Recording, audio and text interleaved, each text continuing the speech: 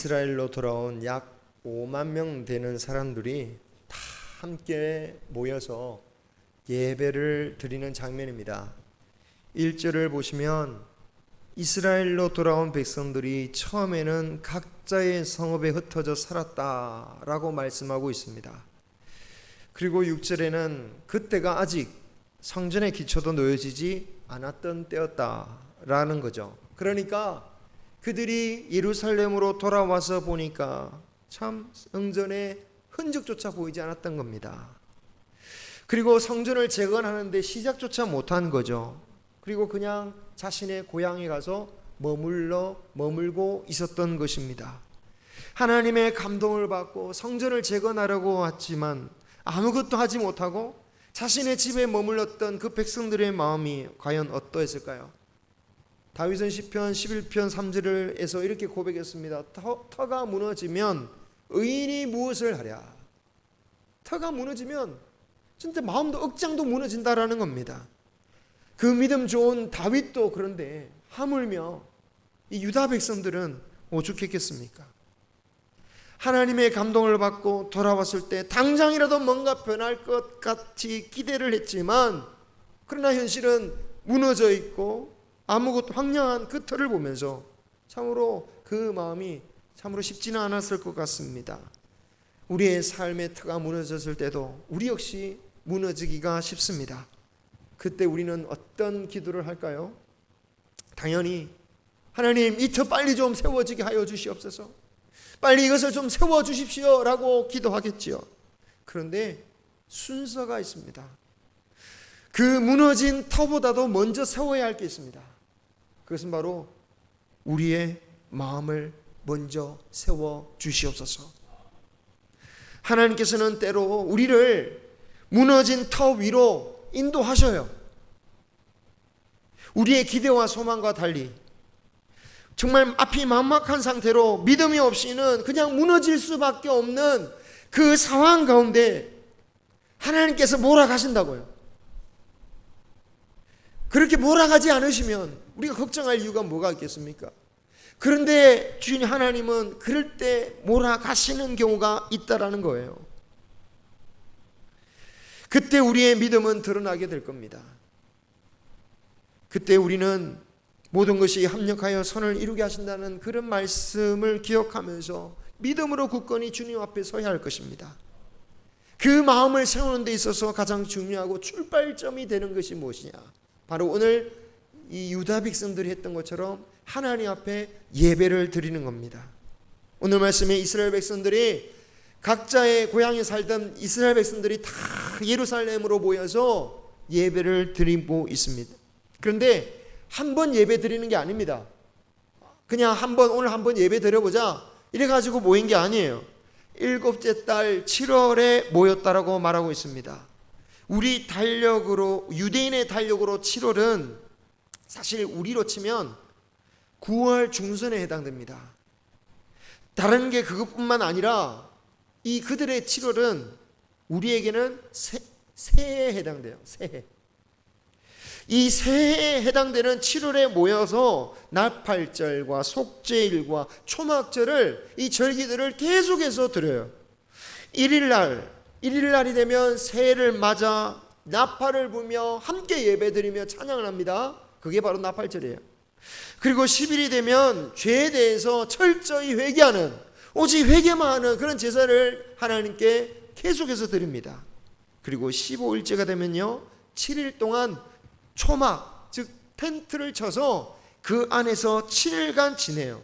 그래서 하나님께서 그들을 애굽에서 해방시키시고 광야의 생활 가운데 하나님을 의지하며 살게 하셨던 그 순간을 기억하게 만드는 절기로 지켰다라는 거예요. 그러니까 이것만 해도 거의 한 달 가까이 절기를 지켰다라는 것입니다. 다른 모든 일은 하지 않고 오직 제사로 예배를 드리는 기간이었어요. 새해를 시작하면서 한 달 가까이 오직 은혜를 받는데 집중하게 만드신 겁니다. 그러므로 새롭게 시작해야 되는 이 예루살렘으로 돌아온 이스라엘 백성들에게는 이 7월이 굉장히 의미가 있는 거죠. 그죠? 무려 70년 동안 중단되었던 절기를 이제 시작해야 됩니다. 그죠? 문제는 이 70년 동안 중단되었던 것을 시작한다는 게 쉽지 않다는 거죠. 겨우 몇 달, 정말 겨우 몇 달 예배 우리 정말 온라인으로 유튜브로 드리다가 다시 시작하는데 그것도 고충이 있는데 거의 한 달씩이나 모든 것을 내려놓고 예배를 드린다라는 거, 이거 정말 보통 어려운 일이 아니었을 것입니다. 게다가 그들의 생활비도 충분한 것은 아니었겠죠. 각자 먹고 살아가는 일도 중요하고 성전을 짓는 것도 한시가 급합니다. 정말 해야 할 일들이 많습니다. 중요한 일들입니다. 그런데 이제 어차피 성전도 없는데 굳이 절기부터 시작하는 게 쉬운 일은 아니었을 거예요. 어차피 아직 70년도 다 안 됐는데 70년 다 지키지도 못했는데 성전을 다 건축한 다음에 우리 생활이 좀 정착된 다음에 그때 제대로 절기를 지키면 되지 않겠느냐, 그런 생각도 있을 수 있을 겁니다. 하지만 그때 유대인들에게 가장 중요하고 가장 시급한 일은 무엇이었습니까? 하나님께 받은 은혜를 계속해서 더 받는 것이었고 그 은혜로 주님의 일을 감당하는 것이었습니다. 하나님의 감동만이 그들에게 주신 사명을 감당케 할 수 있다는 사실을 잊지 않았어요. 애초에 그들이 평생 살았던 곳을 두고 이곳으로 왔던, 고향으로 돌아올 수 있었던 이유도 하나님의 은혜가 있었기에, 하나님의 은혜가 없었다면 상상할 수도 없는 일이었던 겁니다. 우리도 중요한 일을 앞두고 항상 예배를 드립니다. 그런데 중요한 행사를 하면서 이 예배 드리면서 항상 주의해야 될 것은 이 중요한 일을 위해서 드리는 예배가 의미 없는 통과 의례가 되지 않게 해야 될 것입니다. 예배가 그보다 더 중요한 일에 의해서 얼마든지 미루어지고 생략되어지고 축소되어지고 미루어지는 그런 예배가 되어서는 안 됩니다. 예배는 내가 생각하는 그 중요한 일을 하나님께서 이끌어 가시도록 하는 마치 기관차와 같은 것이라고 우리는 여겨야 됩니다. 옛날 기관차를 보면 그 기차가 에너지가 필요한 그 연료, 그 석탄을 아예 기차 한 칸에다가 꽉 채우고 기관사들은 그것을 삽으로 열심히 그 화로에다 집어넣으면서 그 기차를 움직였던 것처럼 우리의 중요한 삶을 이끌어 가시게 하는 것이 예배가 되어서 그 예배를 통하여 우리가 힘을 얻고 이끌려갈 수 있는 삶이 되어야 될 것입니다. 그리고 열차 한 칸을 연료칸으로 만든 것처럼 우리도 우리 삶에 굉장히 정말 충분한 시간, 우리의 기관차를 위해서, 기관차들은 이 예배를 위해서 충분한 연료와 시간이 필요하다라는 거예요. 해야 할 일들이 많이 있지만 그 일들을 통해서 복된 삶을 누리려면 예배에 성공해야 합니다. 그러므로 내가 해야 할 수많은 일들 중에 한 부분이 예배가 아니라 그 수많은 일의 성패가 이 예배의 시간에 달려있음을 우리가 기억하고 예배에 성공하는 저와 여러분이 되기를 소망합니다. 단지 이렇게 필요성에 의해서만 예배를 귀하게 여길 게 아니라 하나님의 사랑하는 자녀로서, 하나님과의 사랑하는 관계로 속에서 우리는 예배를 정말 귀하게 여겨야 됩니다. 여러분은 사랑하는 남녀가 만났습니다. 아니 소개팅이 만났습니다. 근데 상대방을 앞에 두고 자꾸 시계를 쳐다보고 있으면 어떻게 될까요? 상대방을 두고 스마트폰을 보고 있으면 어떻게 되겠습니까? 무슨 뜻입니까? 빨리 헤어지고 싶다는 뜻 아니겠습니까? 참으로 우리가 주님 앞에 드리는 시간 가운데 이 시간을 귀하게 여기고 하나님만 바라볼 수 있기를 바랍니다. 우리가 시간을 확인하지 않아도 끊임없이 다른 것 생각하고 다른 데 집중이 흐트러지고 그런 예배보다 하나님께 집중할 수 있는 예배를 드리기 소망합니다. 또 우리가 거룩한 주일이라고 부른다면 정말 거룩한 주일을 지킬 수 있는 저와 여러분이 되기를 소망합니다. 거룩의 뜻이 뭡니까? 구별입니다. 구별.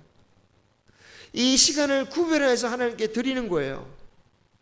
그런데 말로는 주일이라고 하면서 실제로는 주일이 아니에요. 그냥 예배드리는 한두 시간만 주님의 것이고 주일의 대부분의 시간 또 이것도 다 내 거라고 생각하는 경향이 사실은 많아진 것 같아요.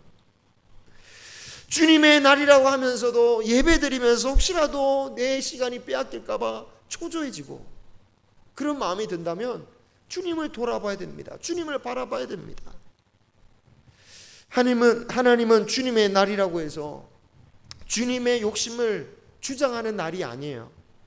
오히려 주님의 날이라고 하시지만 이 주님의 날을 통하여 우리에게 은혜를 주시고 우리가 살아가게 할 수 있는 힘을 주시는 날이 주님의 날인 겁니다. 너희들이 나의 속한 자녀임을 알고 내가 주는 양식을 받아 먹고 내게서 나오는 생명수를 받아 먹고 너의 삶을 살아갈 수 있는 복된 날이 되게 하겠다라고 선언하시는 것이 바로 주님의 날인 것입니다. 그래서 우리가 주일날도 임하는 자세, 내가 이 시간에 예배드리면 한두 시간 예배드리면 됐지, 굳이 이렇게 시간을 오래 있을 필요가 있나, 그런 생각보다는 정말 주일, 사실 온전한 주일은 우리가 드리지 못하지만 그래도 이 드리는 이 시간을 충분하게 주님께 집중할 수 있는 저와 여러분이 되시기를 축원합니다. 구약의 성도들이 얼마나 하나님께 집중하는 시간이 많았는지 몰라요. 하나님께서 구약의 성도들에게 7월뿐만 아니라 1월에도 우리로 치면 3, 4월에 해당되는데 이 1월에도 절기를 모아서 집중하게 하셨습니다. 우리가 잘 아는 명절들이에요. 유월절, 무교절, 초순절, 그리고 연이어 진행되어다가 한 달 뒤에 오순절로 지키게 만드셨습니다. 그러니까 7월 절기보다 오히려 더 오래도록 유대인들이 예루살렘에 모여서 하나님께 예배드리도록 만드셨어요. 우리가 신약시대에 살면서 구약의 율법이나 구약의 제사법을 따르지는 않는다라고 할지라도 하나님께만 집중하여 예배드리고 은혜 받을 시간이 절대적으로 필요하다는 이 정신만큼은 우리에게도 여전히 필요하다는 것을 우리는 기억해야 됩니다. 오히려 신약의 성도들은 절기에 구애받지 않았습니다. 안식일에 구애받지 않았습니다. 오히려 날마다 모이기를 힘썼습니다. 날마다 하나님께 구별된 삶을 살려고 했습니다. 바울은 안식일 절기만 제사 드리는 게 아니라 우리의 모든 삶을 하나님이 받으시는 거룩한 산제사로 드려야 된다고 말씀하셨어요. 그러니까 신약시대는 절기나 안식일을 초월하여 모든 날 주님께 예배하는 날이 되는 겁니다. 그렇기 때문에 마지막 때가 될수록 뭐하라고? 무엇에 더 힘쓰라고요? 모이기를 힘쓰라. 우리의 모든 삶 속에서 우리의 몸을 산제물로 드리는 영적 예배를 드리는 제사를 드려라 라고 말씀하신 겁니다. 하나님은 이 예배의 삶을 통하여서 우리를 이끌어 가시고 교회를 부흥시키셨습니다. 또한 우리를 살리시는 역할도 이 예배를 통해서 하는 겁니다. 그렇습니다. 우리가 살기 위해서는 예배를 드려야 되는 겁니다. 우리가 병원에 가는 게 얼마나 불편합니까? 병원에 가는 거 정말 솔직히 무섭기도 하고요. 또 더 아프다고 할까봐, 돈 들까봐, 무슨 얘기를 들을까봐 좀 불편하고 걱정돼요. 하지만 결국에는 가야 됩니다. 병원 한 번 가는 게 얼마나 또 어르신들께는 고역입니까? 또 예상과 달리 얼마나 또 큰 병원일수록 오래 기다려야 됩니까? 또 비용은 얼마나 듭니까? 하지만 그것을 다 감수할 수밖에 없고 그럼에도 갈 수밖에 없는 이유가 있다면 나으려면 가는 거죠. 살려면 가는 겁니다. 어떻게든 병원에 가야 함을 알기에, 그리고 내가 병원에 가야 뭔가 나아진다는 것을 믿기 때문에, 아니 최소한 소망을 갖고 있기 때문에 애를 써서 병원에 가는 거죠. 물론 몸이 아파도 가지 않는 분들이 있기는 있습니다. 왜? 병원에 가도 낫지도 않더라. 병원에 가도 내가 그 비용 다 못 대. 어떤 분을 보았습니다. 몸에 정말 뭐가 확 났어요. 그냥 정말 누가 보기도 장이 이렇게 너무 심하게 드러난 것 같아요. 너무너무 고통스러워하세요. 그런데 내가 이 나이에 가서 뭐 하겠냐고? 내가 돈만 들지, 안 그래도 우리 집 어려운데 이거 고치면 뭐 하겠냐고? 소용없다고 창고에 들어가셔서 놓고 문을 걸어 잠궈 가지고 밖에서 두드리고 제발 나오시라고, 병원에 좀 가자고, 병원에 가야 살지 않겠냐고 그렇게 울부짖어도 그냥 끝까지 그냥 버티시는 분을 봤어요. 나중에 정말 힘들어서 결국 병원에 가시긴 했습니다. 혹시 우리 가운데 하나님의 능력을 믿지 못하기에 주님 앞에 나오는 것이 참으로 가볍게 생각되는 분이 혹시라도 계시지 않을까 두려운 마음이 듭니다. 저는 율법적으로 주의를 지켜야 한다라고 결코 말한 적이 없습니다. 이것은 오로지 믿음의 관점입니다. 믿음의 관점이에요. 율법적으로 빠지면 안 된다라는 의미가 아니라 사실은 믿음이 없으니까, 예배 드리는 것에 소망이 없으니까, 예배에 대한 간절함이 없다면, 그런 믿음이라면 정말 구원에 이를 수 있는 믿음이냐, 심각하게 생각할 수밖에 없는 것이죠. 이런 말씀은 결코 누군가를 염두에 두고 하는 말씀이 아닙니다. 저는 판단할 능력도 자격도 없습니다. 그러나 하나님은 판단하신다는 거예요. 하나님은 판단하세요. 그러므로 스스로 자신을 하나님 앞에서 항상 예배에 대한 자세, 하나님께 은혜를 받는 그 자세를 하나님 앞에서 스스로를 돌아봐야 됩니다. 바라기는 능력의 주님을 믿으시기 바랍니다. 우리의 해결은 주님밖에 없다는 것을 믿으시기 바랍니다. 그리고 그 믿음으로 예배를 드리시기를 바랍니다. 오늘 말씀 다음 4장을 보면 백성들로 하여금 예배를, 절기를 드리게 하신 이유가 나와요. 4장에 보면 이스라엘 백성들의 대적들이 나타나서 성전 공사를 방해하기 시작합니다. 유다인들이 없는 동안 그 지역과 주변에 살던 이민족들이 이제 이 몰려온 유다인을 결코 곱게 보지 않겠죠. 그들이 언제 갑자기 쳐들어올지 모르는 상황이었습니다. 유대인들로서는 그들을 상대하는 데는 턱없이 부족했어요. 군대도 없고 무기도 없고 돈도 없습니다. 그랬기에 그들은 더욱더 예배를 붙잡고 있는 거예요. 그래서 더 예배를 붙잡고 있는 거예요. 3절을 보시면요, 그들이 두려워하면서 벌벌 떨면서 제사를 드리는 것을 보게 돼요.